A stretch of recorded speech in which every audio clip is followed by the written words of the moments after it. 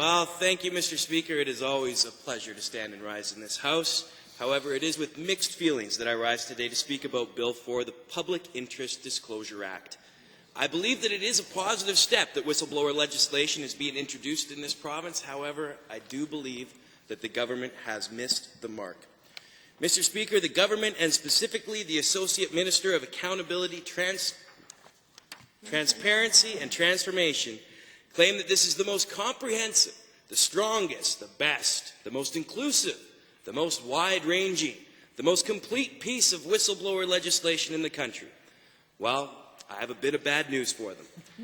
This piece of legislation is flawed, it has no teeth, and if this is an example of the Premier raising the bar, it's safe to say that even a mouse would trip over it.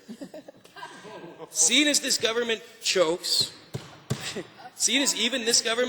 and goes into a speed wobble when trying to articulate what the Ministry of Accountability, Transparency and Transformation does, speaking against this bill is like booing at a Pee-wee hockey game. You know you shouldn't do it because they're just kids. There's little skill on the ice, and why would you expect anything from someone who's barely played the game? It's just mean. And that's what we have here. A government that has never had to be transparent or accountable, trying to play a game and look like pros. But, Mr. Speaker, they fail to do so, and they do not deserve the encouragement that some of them think that they do. Part of me wants to say that I'm surprised that this government has failed on yet another promise, but sadly I'm not. It started to become more of an expectation, and I think I'll be shocked when they actually do. When the Premier appointed the Minister of AT&T, I'm going to save us all and introduce that in the House. I think it would be safe to say that Albertans were hopeful this government was going to be held accountable, become more transparent, and change the way that this government does business. So far, we have seen anything but. There are a number of concerns that I'm going to raise with respect to this piece of legislation. The first is pretty simple, straightforward, and it's an easy fix. Bill 4, as it stands, is only on a go-forward basis from the time that it's proclaimed, sometime in 2013. Well, I'm going to strongly encourage the government to make this piece of legislation retroactive. You're a lawyer, Mr. I'm sure that you can figure it out, to answer the question from the Solicitor General as to how that could be done. I think there is great benefit for Albertans to know the past mistakes of those working for the public, not just those that are committed in the future. The second concern that I'm going to raise is quite serious and a little disturbing, to be honest. Section 10 makes it clear that you have to make efforts to raise concerns within the department before the Public Interest Commissioner could become involved. So, for example, let's say that you know the person you report is doing something wrong. You have to try and work with them to blow the whistle on their wrongdoing. If I may, it would be like the hens having to ask the fox for permission. I think we can all safely assume how that's going to turn out. Third, Mr. Speaker, is the reporting structure for the Public Interest Commissioner. If there is wrongdoing found, it should be reported to the Standing Committee on Legislative Offices, a committee which most would argue was created for this very purpose. This helps ensure that there is no political interference, perceived or otherwise, which would cause great benefit in restoring Albertans' trust and faith in our government.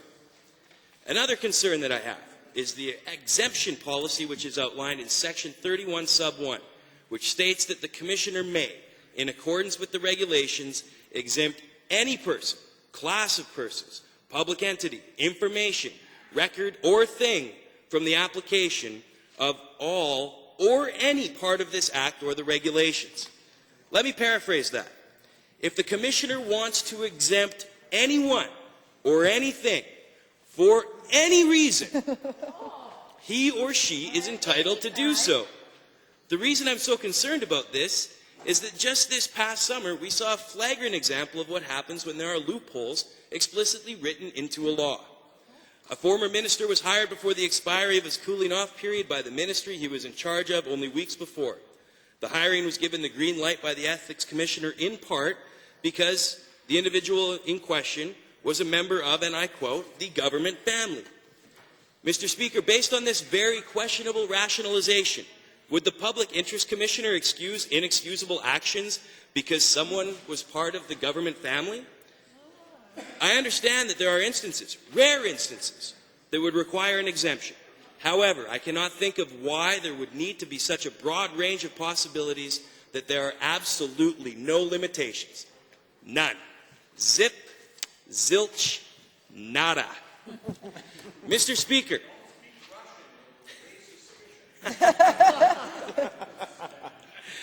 Mr. Speaker, I would like to believe that every member is here for the right reasons. I know there are a number of concerns that will be raised on this side of the House in regards to this legislation, and I'm looking forward to the ensuing debate.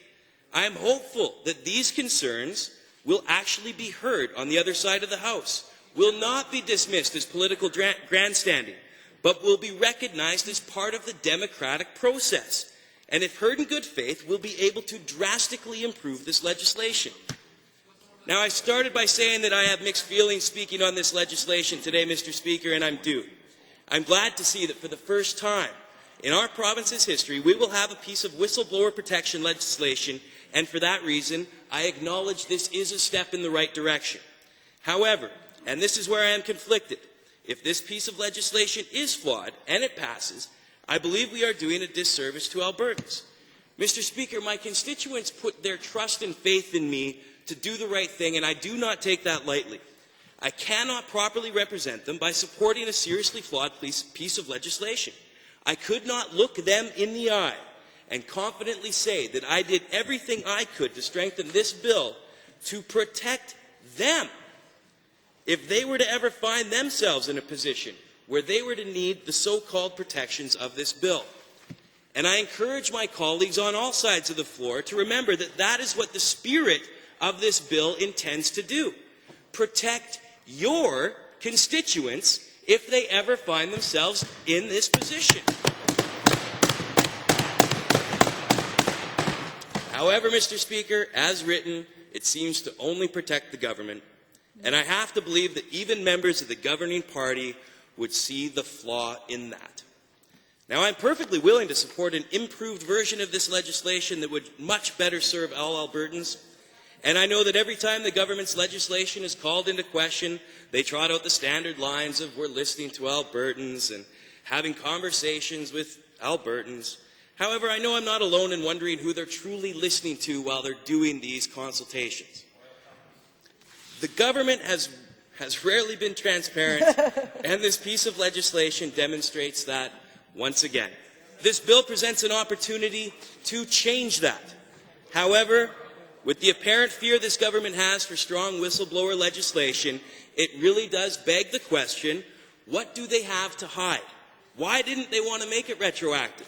Why are they so worried? I think Albertans deserve to know. Although this bill is well-intentioned and a step in the right direction, I think this may be a textbook example of one step forward, two steps back. With improvements, such as the amendments that will be brought forward in this House, this piece of legislation could do quite good and could definitely serve the interests of Albertans. Without these, Mr. Speaker, I will simply not be able to support this piece of legislation, and as it stands, it does not serve the interests of Albertans. Thank you.